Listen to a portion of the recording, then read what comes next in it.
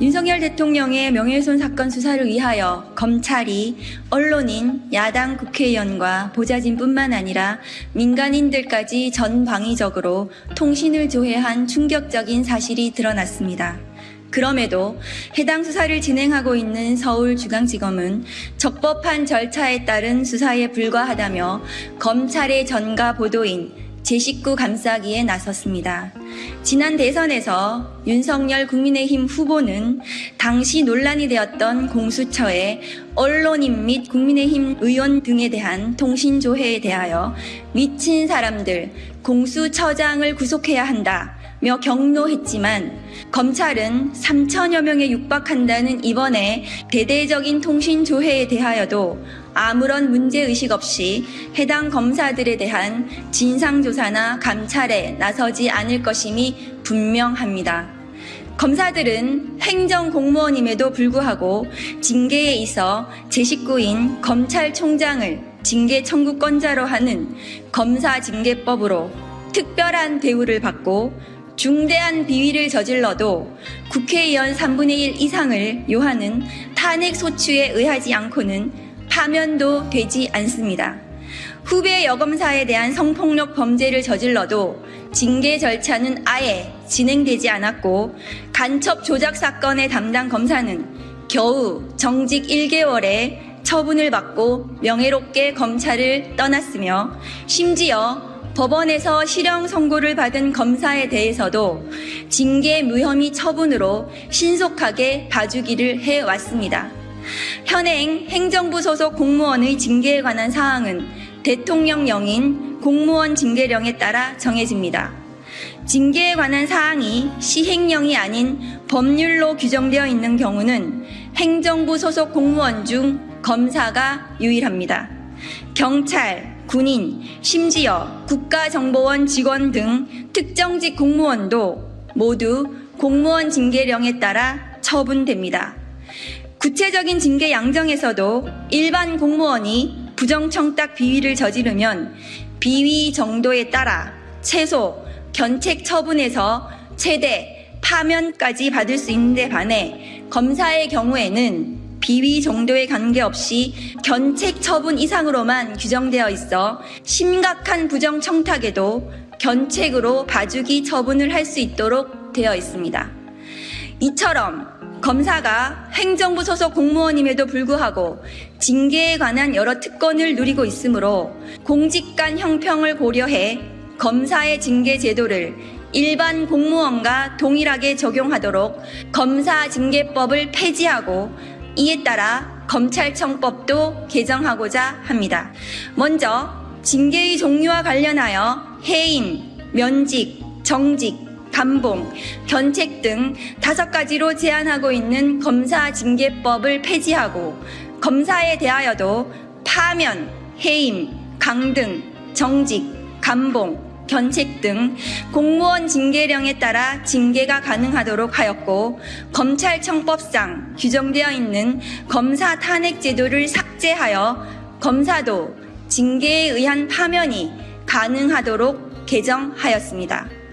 그간 검사들이 비위를 저질러도 일반 공무원에 비하여 솜방망이 징계를 받아왔다면 검사가 특권 계급이 아닌 일반 공무원이라는 점을 명확히 하여 공직간 형평성과 공정성을 도모하려는 것입니다. 조국혁신당은 향후 검찰개혁 입법을 추진하는 과정에서 그동안 검찰이 누려왔던 무소불위의 특권을 점검하고 검찰이 국민들의 눈높이에 맞는 행정직 공무원 조직으로 거듭날 수 있도록 불합리한 특권과 반칙을 폐지하는 데 앞장서겠습니다. 감사합니다. 그동안 공무원 징계령과 검찰의 징계 절차에 대하여 설명드리는 도표를 만들어 왔습니다. 우선 공무원 징계령과 검사 징계와 관련해서는 보시는 바와 같이 일반 공무원과 검찰의 이 징계 양정이 현저히 차이가 납니다. 예컨대 공금 횡령 같은 경우에도 검찰은 견책 이상, 정직 이상으로만 되어 있어서 어떤 중대한 공금 횡령이 있어도 견책이나 정직이 가능하도록 되어 있습니다. 그에 반하여 일반 공무원은 파면까지 상세하게 규정이 되어 있습니다. 또한 개인정보 무단 유출을 한번 보시면 마찬가지로 검찰은 주의 경고부터 시작합니다. 그리고 견책 이상으로만 되어 있습니다. 그러면 무단 정보 유출이 매우 심각한 경우에도 주의 경고나 견책이 가능합니다. 그러나 일반 공무원 같은 경우에는 촘촘히 세세하게 파면까지 가능하도록 규정이 되어 있습니다. 그동안 검찰의 제19 감사기가 가능했던 이유입니다. 마지막으로 부정청탁 같은 경우에도 아까 설명드린 바와 같이 검찰의 경우에는 그냥 견책 이상으로만 되어 있습니다. 그래서 부정청탁이 아무리 심각해도 예컨대 한동훈 당대표 후보가 나경원 의원으로부터 공소취소 청탁 같은 부정청탁을 받았고 그 부분에 대해서 어떤 비위가 발생을 하더라도 그런 경우에도 견책이 가능하도록 하는 규조입니다. 그러나 공무원 같은 경우에는 촘촘히 세세하게 파면까지 가능하도록 하는 그동안 공무원 징계령에 따라서 처분이 이루어졌습니다. 검찰이 그동안 제19 감사기 김학의 동영상이 나와도 김학의 아니다라고 국민들께 얘기할 수 있었던 구조가 여기에 있습니다. 그리고 사례를 한번 말씀을 드리겠습니다. 예를 들어 음주운전 같은 경우에도 일반 공무원인 인천시 5급 사무관의 경우에 혈중 알코올 농도 0.179%의 음주운전으로 2020년 5월 달에 적발이 되었습니다. 그런 경우에 이 공무원은 강등 처분이 되었습니다. 그러나 2022년 9월 인천지방검찰청 검사의 경우에 혈중 알코올 농도가 비슷합니다. 그럼에도 불구하고 정직 1월에 그쳤습니다. 그리고 두 번째로 인천시 2급 공무원의 경우에도 작년에 혈중 알코올 농도가 0.0385%에 적발이 되고 이 경우에 감봉 3월에 처해졌습니다. 그러나 서울고검검사 같은 경우에 0.04%의 경우에 견책 처분에 가벼운 처분에 그쳤습니다. 그리고 2023년 12월 부산고검검사의 경우에도 혈중 알코올 농도가 훨씬 더 높습니다. 0.044%의 경우이고요. 그런데도 교통사고까지 났는데도 불구하고 일반 공무원은 감봉에 처해졌는데 검사는 견책 처분에 불과했습니다. 마지막으로 부정청탁을 비교해 드리겠습니다. 부정청탁 같은 경우에도 외교부 공무원이 2018년 10월에 현지 기업으로부터 항공권과 숙박비 등 제공을 받았습니다. 이 추징금이 379만 원이었기 때문에 그 정도의 부정청탁을 받은 것입니다.